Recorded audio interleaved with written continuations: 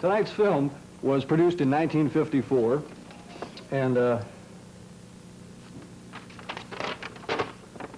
memo. Jack North, competition is starting to get rough. Maybe you should dress up in a scary outfit and tell jokes. What a stupid idea. Or if you don't like that stupid idea, maybe you can use some of these very realistic sound effects to add a little life to your otherwise dull program, which is on the brink of cancellation. Signed, the management.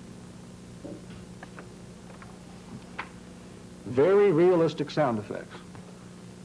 Side one, cut one, explosion. Better do what the boss says, I guess. Okay, anyway, tonight's movie, produced in 1954, stars Lou Ayres, who became very popular as Dr. Kildare in the 40s. Not a whole lot of rough and tumble action in tonight's movie, but it's a pretty interesting and well-made movie about a scientist who gradually becomes controlled by a brain that he's trying to keep alive. And I guess I'll put the explosion in here. Anyway, let's start tonight's movie, Donovan's Brain, on the All Knightmare Movie.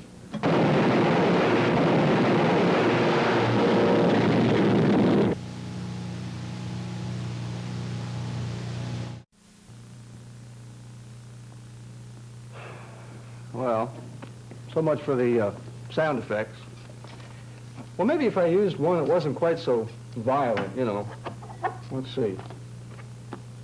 Side two, cut one, birds. Birds. Anyway, I've got some behind-the-scenes information about tonight's movie, Donovan's Brain. Very realistic sound effects.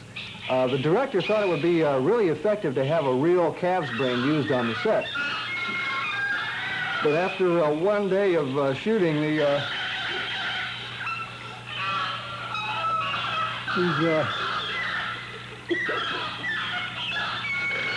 let's get back to the movie, all right?